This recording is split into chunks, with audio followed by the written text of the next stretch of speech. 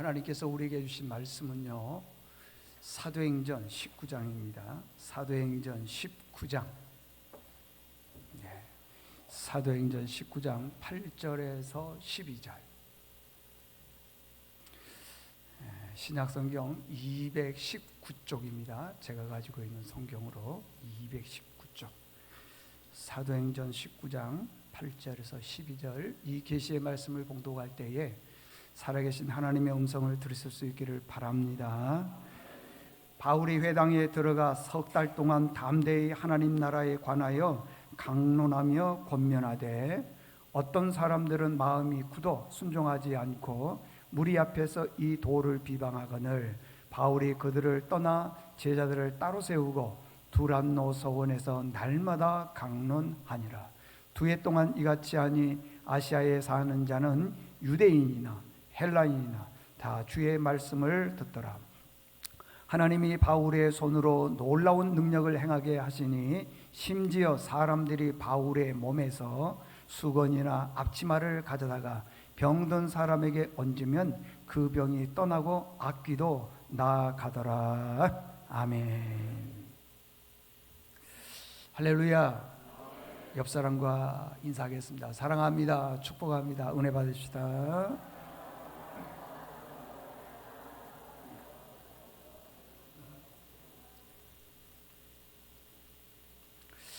오늘은 성령 받은 사람의 특징, 성령 받은 사람의 특징이라는 제목으로 말씀을 전하겠습니다. 우리가 신앙생활하면서 예수 믿으면서요, 성령 받아야 됩니다 그러면은 이게 얼마나 애매한지 몰라요. 모호한지 몰라요. 하나님도 알겠고 예수님도 알겠는데 성령님 그러면 모르는 거예요.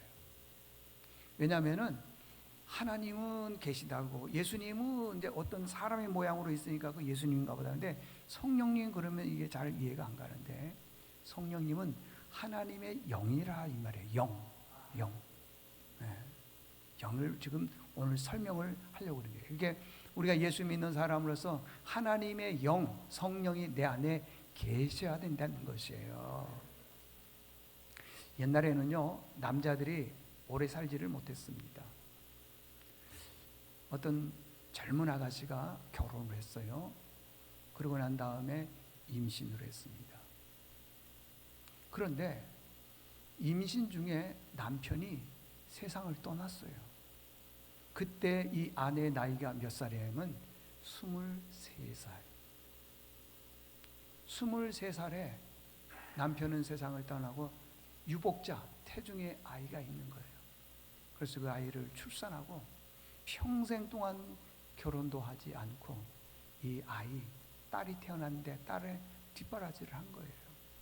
남대문 시장에서 떡상사를 해서 학교를 보내기 시작했는데, 참 감사하게도 이 딸이 아주 공부를 잘했습니다. 그래서 우리나라에서 가장 저명하다고 하는 대학에 들어갔어요. 거기서 공부를 하고 또 외국에 유학까지 갔습니다. 돌아와서는 그렇게 저명하다고 하는 그 대학의 교수님이 되셨어요. 참 감사한 일이죠. 그런데 그 딸이 어머니를 가만히 생각해 보니까 어머니는 연세가 드셨는데 보니까 참 많이 못 배우셨거든. 그래서 무시할 때가 있었어요. 어머니에 대해서 함부로 대할 때도 있었습니다. 그런데 어느 날 보니까 자기도 나이가 들어가면서 보니까 어머니가 그렇게 측은한 거예요. 안 됐다. 내가 이렇게 해서는 안 되지. 이제부터는 어머니를 좀 잘 모셔야지 해서 어머니에게 얘기를 하는 거예요. 어머니 소원이 뭐예요? 내가 어머니 소원을 좀 들어드려야 되겠습니다. 했더니 이 어머니가 딸이 유명한 대학의 교수고 돈도 잘 벌고 그러니 강의 한 번 하면은 돈도 많이 벌고 그러니 저 같으면 좀 뭐 명품이나 좀 사달라 그럴 텐데 그런 게 아니고 이 어머니가 그러더라는 거예요. 하나밖에 없는 내 딸이 이렇게 잘 공부를 해서 잘 됐으니 뭐 바랄 게 있겠느냐. 대신 네가 돈을 많이 벌어서 좋은데 멀리 이사를 왔는데 내가 다니는 교회가 멀다. 그러니 내가 대중교통을 이용해서 그 교회 가기가 너무 벅차니까 주일날 나를 차를 태워서 교회 좀 데려다 주라. 그리고 소원이 있다면은 너와 함께 예배 드리는 게 좋겠다. 생각해 보니까요, 이 딸이 보니까 돈 들어가는 일이 아니거든요. 그래서 뭐 그렇게 하겠습니다 해서 처음으로 그 딸이 교회를 나온 거예요.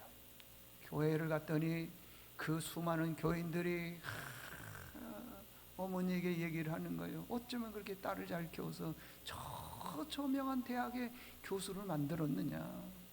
그리고 어머니가 기도했던 것처럼 평생 동안 기도했던 그 기도의 내용이 딸과 함께 예배드리기를 원했는데 당신의 기도가 응답이 되니 너무 좋다 하면서 모든 사람들이 그 딸을 높여주는 거예요. 칭찬해 주는 거예요. 축하해 주는 거예요. 그래서 이 딸이 말해요, 기분이 많이 좋아졌습니다. 참 기분 좋다. 예배를 마치고 이 어머니가 아마 그 우리로 보면 한나 여전도회 같은 여전도에서 이제 모임이 있으니까 혼자 어디 갈 데도 없어서 휴게소에 가서 있더니 예배 마치고 여전도 회원 한 5, 6명이 식사하고 와서 거기서 커피를 마시면서 이런저런 얘기를 하는데 그 얘기를 들어보니 속이 상하더라는 거예요. 누구 집사는 어떻고 누구 권사는 어떻고 누구는 어떻고 누구는 어떻고 막 비방하고 험담하더래.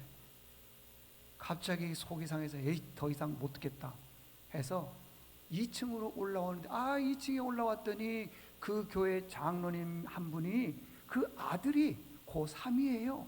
이 장로님은 굉장히 부자예요. 이 교수님을 만나고 붙잡고 얘기되면 교수님 그 학교에 우리 아들 들어가는데 기부금을 내서라도 들어가게 했지만 좀 방법을 좀 가르쳐 달라고 그러는 거예요. 이 선생 교수님이 돈만 있으면 다냐, 예수 믿는 사람들도 별게 아니구나 그러면서 그냥 속이 상해서 지나가는데 지나가는데 보니까 어느 방문의 문이 빼꼼히 열려있는데 거기서 소리가 들리는 거예요. 자세히 들으려고 그런 게 아니라 들려오니까 들어봤더니 아마 여전도회가 회의를 했나 봐요. 근데 그 중에 어떤 사람이 소리를 지르는 거예요. 뭐 반욕을 하는 거예요. 내 의견을 무시하느냐, 내가 이 말이 틀렸느냐 하면서 소리를 막 지르면서 마지막에 이렇게 얘기를 해요. 나 이 교회 안 나와. 이 교수님이 딱 듣는 순간 뭐 이런 교회가 다 있어. 속이 상하지. 나 그냥 갈랜다 하다가 내려와서 보니까 아마 또 찬양대가 연습을 했나 봐요. 그래도 찬양대는 그래도 찬양을 하니까 좋겠지. 그래 봤더니 찬양대도 시끄러워. 그래서 왜 그러는가 이렇게 빼꼼히 봤더니 찬양대원들이 전부 다 얼굴이 저승사자야. 이거 교회 못 다니겠다. 이거 교회 다니게 못 된다. 그리고 어머니에게 찾아가서 빨리 집에 가자고 막 소리를 지르는 거예요. 그래서 어머니가 묻는 거예요. 왜 갑자기 그러느냐 그랬더니 어머니가 소리를 지르면서 다시는 내가 교회 가나 보라고. 교회 오면 뭔가 좀 변화가 있고 교회 오면 뭔가 교인들이 좀 다를까 생각을 했더니 여기는 더 엉망이라는 거예요. 여기는 더. 어머니 교회 다니지 말고 이제 나랑 맛있는 음식 먹고 여행이나 다니자고 소리를 치는 거예요. 그래서 어머니가 왜 그러느냐 자초지종을 좀 얘기를 해봐라 했더니 자기가 그 예배 시간 후에 있었던 잠깐의 그 한두 시간 그 얘기를 딱 들은 걸 쭉 어머니한테 얘기를 했어요. 그러면서 어머니를 다그치는 거예요. 교회가 이런 거예요? 그때 어머님이 아무 말도 안 하고 고개를 푹 숙이더니 한참 후에 이런 얘기를 하더라는 거예요.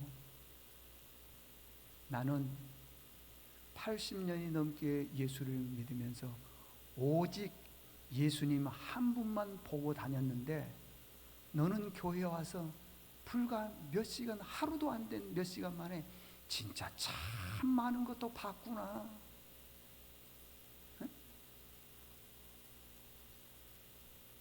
우리는 평생 예수 믿으면서 정말 예수님만 보고 신앙생활 했느냐 이 말이에요. 바울이 고린도 교회에 있다가 에베소 교회를 갔습니다. 그 에베소 교회를 갔더니 가서 보니까 꼭 있어야 될 게 없는 거예요. 꼭 있어야 될 게 있어야 되는데 없어요. 교회 갔더니 뭐 피아노가 없나? 아니에요. 자, 본문 2절 한번 띄워줘 보십시오. 2절에 보니까요, 이르되 너희가 믿을 때 성령을 받았느냐? 이르되 아니라 우리는 성령이 계심도 듣지도 못했다. 그 에베소 교회 가서 봤더니 없는 게 있어요. 뭐가 없느냐? 성령이 없더라는 거예요. 성령이 없더라는 겁니다. 여러분, 신앙생활 하면서요, 하나님의 영, 성령을 받지 못하면요 아무것도 할 수 없습니다. 아무것도 못해요. 성령 받지 못한 것이 꼭 이런 것과 똑같습니다. 집을 짓는데 기둥 없이 집을 짓는 것과 똑같은 거예요.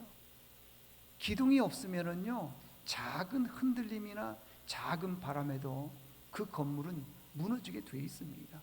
우리가 신앙생활하면서 얼마나 많은 시험과 우여곡절의 어려움들이 있습니까? 성령 안 받으면은요 무너지게 돼 있어요. 성령 안 받으면은요 도저히 우리가 신앙생활을 할 수가 없습니다. 그래서 성경에 보면은요 이곳저곳에서도 성령 받으라는 얘기가 굉장히 많이 나옵니다. 마태복음 12장 18절에 보니까 내가 내 영을 준다 그러잖아요. 내가 내게 영을 준다, 성령을 준다 그랬어요. 요한복음 20장 22절에 보니까요 성령을 받으라 그래서 성령 받으라. 사도행전 2장 38절에 보니까요 베드로가 가로되 너희가 회개하여 각각 예수 그리스도의 이름으로 세례를 받고 죄사함을 받으라. 그리하면 성령을 선물로 받을 것이다. 성령 받으라는 것입니다. 여러분, 우리가 수영을 하려면 반드시 뭐가 있어야 돼요? 물이 있어야 될 것 아니겠어요? 수영하려면. 차를 움직이려면 휘발유가 있어야 될 것 아니겠어요? 우리가 신앙생활하는 데 있어서 반드시 뭐가 있어야 되느냐? 성령이 있어야 돼요. 성령 안 받으면은요 수영 못해요. 차 못 움직입니다. 그냥 교회를 1년이고 10년이고 20년이고 다녔을 뿐이지 그 안에 성령이 없으면은요 이게 아주 심각한 문제예요. 심각한 문제. 하나님의 영이 내 안에 들어와 계셔야 된다고 하는 것입니다. 바울이 에베소 교인들에게 얘기를 합니다. 성령을 받으라. 6절에 보니까 그랬어요.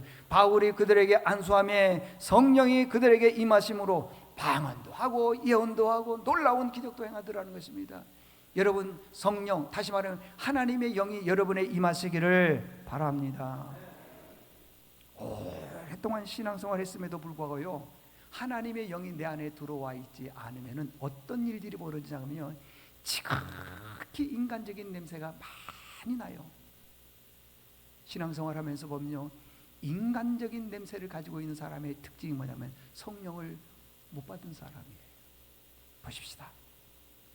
여러분, 성령의 능력을 믿습니까? 그러면 안 믿어요. 기도하면 안진병이가 일어날 줄을 믿습니까? 한번 해봤어요. 안 일어나요. 거 봐라, 일어나는지. 안진병이가 일어서는 걸 믿습니까? 안 믿어요. 기도하면 하나님께서 도와주실 줄로 믿습니다 해도 안 믿는 거예요. 그렇게 안 믿는 게 뭐예요? 지극히 자기 생각이라는 거죠. 인간적인 생각이라고 하는 것입니다. 성경에 보면은요 기도하면 응답해 주신다는 말씀이 너무 많이 있어요. 너는 내게 부르짖으라. 내가 내게 응답하겠고 내가 알지 못하는 크고 비밀한 일을 너에게 보여주실 것이다. 내 입을 크게 열라. 내가 너에게 채워줄 것이다. 누가복음 11장 24절에 보니까요 기도하고 구하는 것은 받은 줄로 믿으라. 그러면 그대로 될 것이다 해도 인간적인 사람은요 안 믿어. 신앙생활을 오래 했음에도 불구하고 내 안에 하나님의 영이 없는 거예요. 그냥 내 몸만 교회에 왔을 뿐이지 하나님의 영을 경험하지 못하니까 자기 생각에 맞는 것만 믿는 거예요. 맞는 것만. 틀린 건 믿지 않더라는 것입니다. 그 왜 이러느냐? 내 안에 하나님의 영이 없기 때문에 그래요. 성령이 내 안에 들어오면 어떻게 되냐? 첫 번째, 하나님 말씀이 능력으로 나타난다는 것이에요.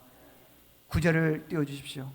어떤 사람은 마음이 굳어. 이게 어떤 사람이냐 그러면요, 하나님의 말씀을 들었는데 마음의 문을 열지 않고 그 말씀을 받은 사람들은 어떻게 하냐, 마음이 굳어요. 굳어. 여러분들 그 간경화란 말 들어보셨죠? 간경화가 뭐냐면 간이 딱딱해지는 걸 말하는 거예요. 간의 역할을 못하는 거예요. 딱딱하게 굳어 있는 거예요. 사람들과 대화할 때 보면요, 어떤 사람들은 마음이 이렇게 굳어 있는 사람들은 참 대화하기가 쉽지가 않습니다. 그 TV 프로 중에 나는 솔로다라는 프로가 있어요. 거기 보면은 제가 거기에서 상당히 많은 인사이트를 얻기 때문에 자주 봅니다만은요, 거기서 이런 글귀가 있었어요. 좋은 사람과 대화할 때와 그렇지 않는 사람과 대화할 때는 대화의 시간이 다르다. 대화의 시간이 다르다. 그러더라는 것입니다. 그 흐름이 다르다는 거죠. 그러니까 좋은 사람, 마음이 이렇게 굳어 있는 사람 말고 마음이 이렇게 흡족한 사람하고 대화하면은 5시간을 대화해도 5분 대화하는 것처럼 거기서 글귀가 그렇게 나와 있어. 화살처럼 시간이 빨리 지나간다. 5시간을 얘기를 했는데 5분 얘기한 것처럼 금방 지나가더라는 것입니다. 그런데 그렇지 않는 사람과 얘기했을 때는 5분을 얘기하는데 5시간을 얘기한 것처럼 시간이 너무 지나가지 않는데 뭐라고 표현했냐 그러면 달팽이 시간과 같더라. 달팽이는 움직임이 적잖아요.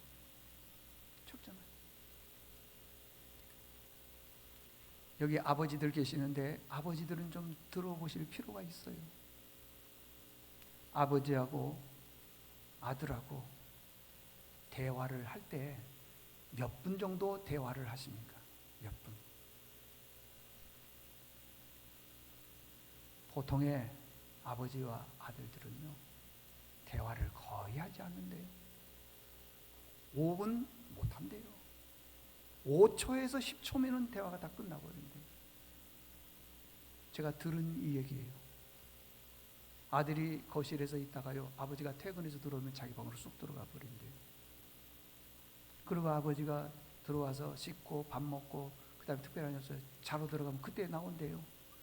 아버지와 아들과 대화하지 않는 그런 가정들이 많이 있다는 거예요. 많이 있다는 거예요. 그런데 어떤 아버지들은요, 자녀와 대화를 4시간, 5시간 해도요 5분 지나간 것처럼 금방 그냥 지나가는 그런 아버지와 아들들이 있습니다. 어머니와 딸들이 있습니다. 그런데 어떤 가정에는 그렇지가 않아요. 보면은 전혀 대화가 없어요. 물론 초등학교나 중학교 1, 2학년 때는 그렇죠. 그러나 중학교 3학년, 고등학교, 대학 청년 돼 보십시오. 부모하고 대화하는지요? 그때가 진짜라고요, 여러분들. 초등학교 때는 모르니까 아버지가 잘해주기가 최고라고 생각하고 있죠. 여러분들 아버지들은 지금 자녀들과 대화가 어느 정도 잘 되고 있습니까? 아버지와 아들과 대화가 안 됐다면은요, 들어보세요. 주변 사람들과도 대화가 안 될 가능성이 매우 높습니다. 매우 높아요. 내가 난 자식도 대화가 안 되는데 누구하고 대화가 되겠습니까? 이번 폭우로 엄청나게 비가 많이 왔습니다. 팔당 댐이니 저기 임진각 댐이니 이 수문을 열 때 보니까요, 수문을 적게 열면은 물이 적게 빠져나와요. 그러나 수문의 문을 많이 열면은요, 물이 많이 흘러나갑니다. 여러분들, 마음의 문을 활짝 열면은 누구하고도 많이 대화할 수 있습니다. 마음의 문을 여는 그 자체가 곧 마음이 굳지 않는 사람이라는 거예요. 마음이 굳은 사람하고는요 어떤 것하고도 할 수가 없습니다. 하나님이 바울에게 능력을 줬어요. 기적을 줬어요. 그랬더니 복음을 전하고 기도했더니 막 기적들이 일어나는 거예요. 병자들이 낫기를 시작을 합니다. 바울의 손에 기적을 줬어요. 능력을 줬어요. 그랬더니 사람들이요, 바울 자체가 기적이라는 걸 알고, 바울이 아마 여기에 있는 행커치가 있는지 수건이 있는지 모르지만 그 수건을 가져다가 아픈 사람에게 딱 얹었더니 병자가 낫는 거예요. 바울이 앞치마를 했나 봐요. 앞치마를 가져다가 환자에게 딱 얹었더니 병이 낫기를 시작을 합니다. 그 기적을 봤더니 사람들이 놀라기 시작을 하는 거예요. 그냥 야, 정말 바울이 대단한 사람이구나. 그런데 마술사 스게와라고 하는 사람이 있는데, 이 사람이 10명의 아들이 같이 그 자리에 있는데 보니까 기가 막힌 거거든요, 이 마술사가 보기에는요. 그래서 자기도 한번 그런 능력을 한번 행해 보려고 봤더니 그 옆에 귀신 들린 사람이 있어요. 그래서 그 귀신 들린 사람에게 얘기를 하는 거예요. 내가 예수님도 알고 바울도 알고 있는데 너는 그 예수님이나 바울을 알고 있느냐? 넌 누구냐? 그렇게 얘기를 했더니 귀신 들린 사람이 그래요. 나 귀신 들린 사람이야. 그러더니만 스게와와 그 10명의 아들들을 잡아다가 옷을 벗기고 확 패대기를 치고 그냥 확 누르더라는 거예요. 그래서 놀래가지고 막 도망을 가는 거예요. 자, 15절 16절 띄울 수 있습니까? 자, 그러면 오늘 성경 여기 한번 보십시오. 15절 보십시오. 15절 보니까 악기가 대답하여 이르되 내가 예수도 알고 바울도 알거니와 너희는 누구냐 하며 악기 들린 사람이 그들에게 뛰어올라 눌러 이르기를 그들이 상하여 벗은 몸으로 그 집에서 도망하는지라. 막 도망하더라는 거예요. 참 기가 막힌 일이잖아요. 그러니까 이런 기적들을 보고 난 다음에 거기에 있는 유대인이나 헬라인이나 이런 모든 사람들이 막 두려워서 예수를 믿기 시작을 한 겁니다. 자, 17절은 우리 다 같이 한번 같이 읽어볼까요? 시작. 에베소에 사는 유대인과 헬라인들이 다 이 일을 알고 두려워하며 주 예수의 이름을 높이고, 아멘. 주 예수의 이름을 높였다는 것은 예수를 믿고 그 말이에요. 예수를 믿고 놀라운 일들이 일어나게 되더라는 것입니다. 그래서 이제 마술사들이 보니까요, 그 모습을 보고요, 보세요, 막 수건을 갖다가 얹으니까 병자가 났죠. 앞치마 얹으니까 병자가 났죠. 바울이 말하니까 기적이 일어나죠. 헬라인이나 유대인들이 다 예수를 믿지. 놀라는 거예요. 그냥 그 마술하는 마술사들이 깜짝 놀래가지고는 이러는 거예요. 우리도 예수를 믿어야 되겠다 해서 그 사람들이 예수를 믿으면서 제일 먼저 한 일이 뭐냐 그러면, 평생 동안 마술사는 마술책이 있어요. 그 책을 모아가지고 그냥 다 불에 태워버리는 거예요. 근데 그 책값이 얼마냐? 은 5만이라 그래서. 자, 19절 한번 띄워주십시오. 노란 글씨. 그 책값을 계산한 즉 얼마요? 은 5만이니라. 은 5만. 그 은 5만 그러면은 우리는 피부에 와닿지가 않아요. 이게 얼마인지. 우리나라 돈으로 계산하게 되면은 그 한 드라크마가 있는데, 이 한 드라크마는 노동자의 하루의 품삯입니다. 제가 이 얘기할 때 옛날 얘기 많이 합니다. 옛날에 제가 첫 번째 성전 건축했을 때에 일하신 분들 와서 이제 그 노무비, 인건비를 이렇게 드리는데 보니까 어떤 분은 그때 당시 초보자는 8만 원 주고요, 조금 더 하신 분은 10만 원 주고, 조금 기술이 있는 분은 15만 원 주고, 심지어는요 타일 기술이 제일 비싸더라고요. 그때 당시 하루 품삯이 타일로 25만 원 줬어요. 그러면은 은 5만이라 그러면은 10만 원만 잡아도 50억이에요. 만약에 이걸 15만 원으로 잡으면은 75억입니다. 이 일당을 20만 원으로 없지만은 기술자라고 해서 20만 원으로 잡으면은 100억입니다. 이 어마어마한 금액을 이 책값을 갖다가 다 태워버리더라는 거예요. 다 태워버리더라는 거예요. 우리는 어떻습니까? 6일 동안 열심히 자기 일을 합니다. 그런데 제7 안식일은 하나님의 날이라고 해서 와서 예배를 드려야 됩니다 라고 얘기를 하고 있지만은요, 이 제7일 안식일 하나님의 날도 바빠. 내가 나를 위해서 쓰는 거예요. 내 나를 위해서 쓰는 거예요. 나를 위해서 쓰는 거예요.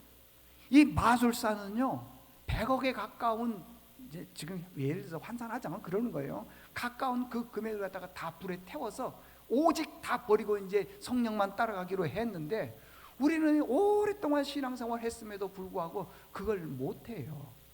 왜 그럴까요? 내 안에 하나님의 영이 움직이지 않기 때문에 그러는 거예요. 성령님만 내 안에 계시면은요, 사업하다가 조금 손해가 봐도 어떤 어려움이 오든 주일은 하나님의 날이라고 해서 그 날을 지키는데 그걸 못하는 경우가 있어요. 보니까 여러분, 우리 성령 받아야 될 줄로 믿습니다. 받아야 돼요. 성령이 능력입니다. 사도행전 2장에 보기에는 성령을 받아야 된다 그러는데 어떻게 하느냐, 성령 받은 사람은요 이래요. 마음을 같이 하고, 그게 마음이 하나가 된다는 걸 말하는 거죠. 서로 물건을 통용하며 서로 하는 것이죠. 사도행전 2장에는 성령 받은 사람이 그런 모습이지만은 오늘 19장에서 성령 받은 사람의 특징이 뭐냐 그러면요, 마음이 굳으면 안 돼요. 만약에 목사하고 교인들 누구하고 대화를 하는데 마음이 많이 굳어 있다 봅시다. 대화가 깊이 될까요? 오늘도 제 방에 여러분들이 찾아오시더라고요. 아픈 분이 찾아오고, 기도의 제목이 있는 분이 찾아오고, 그 기도를 해드리는데 막힘이 없어요. 왜? 마음이 굳어있지 않기 때문에. 마음이. 그리고 기도할 때 보면은 저도 모르게 간절하게 기도하게 돼 있어요. 근데 마음이 굳어 있으면은요 기도가 안 나와. 하나님의 영이 막는 것 같은 느낌이 있어요. 그래서 여러분들, 우리 모두는 다요 마음의 문이 열려야 돼요. 아멘? 열려야 돼. 누구하고 대화하든지, 내 아들하고 대화하든지 내 딸하고 대화하든지 아니면 같은 성도들이 대화하든지요, 마음의 문이 다 열려 있으면은요 대화가 잘 돼요. 마음이 굳어 이게 말씀을 받아들이지 않더라는 거예요. 목사가 설교할 때 여러분에게 이해가고 설득이 되고 그런 설교만 하면 얼마나 좋겠습니까? 기도했더니 안진뱅이가 일어나더라. 기도했는데 우리는 받지는 않았지만 받은 줄로 믿고 구하면 그대로 된다. 그랬을 때예요, 성령이 그 안에 계시지 않는 분들은 그런 게 어딨어, 내가 기도 안 해봤나? 이렇게 해서 마음이 굳어있는 사람은 그 말씀을 받아들이지를 않으려는 거예요. 그래서 여러분들, 우리는 하나님의 말씀을 들을 때는 성령께서 역사하셔서 그 말씀이 다 내 말씀이 되는 그런 은혜가 있기를 바랍니다. 이게 첫 번째 주신 말씀이고, 마지막 두 번째 주신 말씀은 하나님의 말씀을 들을 때는 순종을 해야 된다는 거예요. 9절, 어떤 사람들은 마음이 굳어, 그 다음 뭐라고 하면 순종하지 않고. 여러분, 우리가 말씀에 대해서 순종이 없으면은 나중에 어떤 일이 되냐 그러면요, 비방하게 돼 있어요. 왜? 불순종에 대한 그것을 증명하기 위해서, 설명하기 위해서요 비방하게 돼 있어요. 그래서요, 마음이 굳어 순종하지 않고, 그 다음에 무리 앞에서 이 도를 비방하거늘 그러잖아요. 비방. 회사에 직장 생활한다고 봅시다. 사장님이 계시는 거예요. 사장님이 이거 하라 그랬다 그래 봅시다. 그때요 순종하지 않았을 때는 뭐 사장이 뭐 어쩌다 그러고요 이상한 말을 하는 거예요. 틀린 말을 하는 거예요. 그건 옳지 않다는 거예요. 근데 사장이 어떤 것을 시키면 예 저는 잘 모르겠지만 사장님은 잘 아시겠죠 하고 이게 순종하는 사람들이 있더라는 거예요. 그러니까 여러분들, 비방하는 사람의 이코르가 뭐냐 그러면은 순종하지 않고. 왜 그럴까요? 그 안에 말씀이 없기 때문에. 자, 들어보세요. 내가 신앙생활 하면서요 하나님의 말씀을 듣지 않고 불순종했을 때 나타나는 한 가지 극단적인 예가 있어요. 참, 이 예가 있는데요, 불순종이 얼마나 무서운지를 보여주는 장이 하나 있습니다. 사무엘상 15장인데 이 15장에 보게 되면요, 사울이 주인공으로 등장을 하는데 하나님 앞에 크게 쓰임을 받습니다. 하나님 앞에 그렇게 크게 쓰임 받은 그 사울이 어느 날 갑자기 하나님으로부터 버림을 받아요. 그리고 마지막에는 전쟁터에서 죽어요. 아니, 금방 하나님이 크게 쓰임 받았던 사람이 어떻게 버림을 받아서 나중에 죽냐는 거예요. 이유가 뭐냐? 내용은 이런 거예요. 어느 날 아말렉이라고 하는 나라가 이스라엘을 쳐들어오니까 사울 왕이 얼마나, 이 아말렉은 대군이고 강력한 나라니까 이게 무섭습니까? 그때 하나님께서 사무엘 선지자를 통해서 이렇게 말씀하시는 것이에요. 내가 아말렉을 무찌러 줄 테니까 아말렉인 사람이든지 아이든지 여자든지 누구든지 잡으면 다 죽여라. 두 번째, 짐승들 다 죽여라. 다 죽여라. 사람도 죽이고 짐승도 죽여라. 그랬어요. 그래서 이 사울이 말이야 전쟁터에서 아말렉과 전쟁을 하는 거예요. 그 말씀에 이제 막 순종해서 전쟁을 하는 거예요. 성경에 보니까요, 하월라에서부터 애굽에 있는 술까지, 우리 식으로 얘기하면은 저 위에서부터 저 부산인데 목포인데까지 그냥 초토화시켰다, 그 말이에요. 그 나라를 갖다가 아말렉이라는 나라를 완전히 다 점령을 했습니다. 아각 왕을, 아말렉 왕이 아각 왕인데 이 아각 왕을 딱 잡고 보니까 아각 왕 주변에 짐승이 있는 거예요. 근데 그 짐승을 봤더니 왕이 키웠으니 얼마나 기름지고 살찌겠습니까? 보는 순간요, 내 안에서 뭐가 올라오는지 아세요? 인간의 탐욕이 올라오는 거예요. 하나님은 짐승을 어떻게 하라고요? 죽이라. 그런데 죽이기가 너무 아까운 거예요. 아까운 거예요. 그래서 죽이지를 못하고 흉내는 내야 되는데 힘없고 약하고 비실비실하고 볼품없는 그런 짐승만 죽이고 나머지 좋은 건 다 갖다가 숨겨둔 거예요. 전쟁에서 대승을 했습니다. 대승을 하고 난 다음에요, 갈멜에서 수많은 사람들을 불러 모아놓고, 이 전쟁은, 여러분, 이 전쟁을 누가 이기게 하셨어요? 하나님이 이기게 하셨는데, 이 전쟁은 내가 잘해서 전쟁에서 이겼다라고 해서 갈멜에다가 기념비를 크게 세운 거예요. 그 기념비는 뭐냐? 하나님이 우리를 여기까지 도우셨다, 이게 아니고 내가 잘해서 했다. 그래서 갈멜에다가 기념비를 딱 세운 거예요. 세우고 있을 때 좀 있다 보니까요, 사무엘 선지자가 사울 왕에게 오는데 보니까 소리가 들리는 거예요. 짐승의 소리가 들리는 거예요. 짐승의 소리가 들리니까 이게 무슨 소리입니까? 라고 물었더니 사울 왕이 그런 거예요. 내가 볼품없는 건 다 주겠지만은 여기에 있는 기름지고 살찐 좋은 짐승은 하나님 앞에 제사를 드리려고 그랬습니다. 자, 말이 얼마나 그럴싸하고 설득력이 있습니까? 근데 이게 원래 본 마음입니까? 아니에요. 아닙니다. 하나님은 우리 중심을 보고 계신다고요. 중심을 보고 계신다고. 아니거든요. 그때 사무엘 선지자가 그 얘기를 듣고 이렇게 얘기를 합니다. 당신이 가장 겸손했을 때 하나님께서 큰 사람으로 들어쓰셨다. 언제? 가장 겸손했을 때.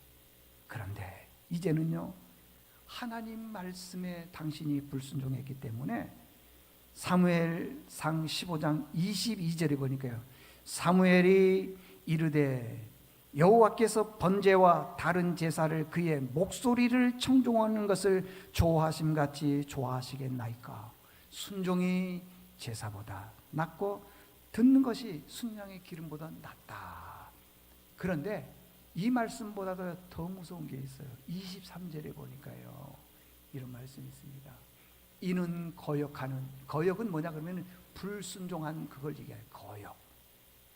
이 불순종이 뭐냐 그러면은요, 불순종은 점치는 죄 같대요. 점쟁이 점치는 거 있잖아요. 불순종이요, 동의어가 있어요. 점치는 죄예요. 점치는 죄. 그 다음에 완고한 것은 사신 우상에게, 사귄 우상에게 절하는 것과 똑같다는 거예요. 이렇게 무섭게 얘기를 하는 거예요. 죄와 같다. 왕이 여호와의 말씀을 버렸으므로 여호와께서 왕을 버려 왕이 되지 못하게 하셨나이다. 이제 왕이 끝이라는 거예요. 당신 죽었습니다. 그랬더니 이 얘기를 듣던 사울 왕이 깜짝 놀라요. 제가 잘못했습니다. 제가 잘못했습니다. 내가 불순종한 이유는 백성들의 보니까 내가 두려워서 그런 것입니다. 나와 함께 하나님께 예배드리러 갑시다. 불순종하고 난 다음에 예배드리러 간다는 거예요. 그때 사무엘 선지자가 이렇게 얘기했습니다. 나는 불순종하는 당신과 함께 예배드리러 가지 않겠습니다. 그리고 26절에 보니까 이런 말씀이 있어요. 참 기가 막히죠. 네. 이는 왕이 여호와의 말씀을 버렸으므로 여호와께서 왕을 버렸습니다. 보십시오. 하나님이 사울을 버린 게 아니에요. 사울이 하나님을 버렸다는 거예요. 그러니까 하나님께서도 사울을 버린 거라고. 우리는 하나님이 사울을 버린 것처럼 아니에요. 왕이 여호와의 말씀을 버렸으므로 여호와께서 왕을 버렸습니다.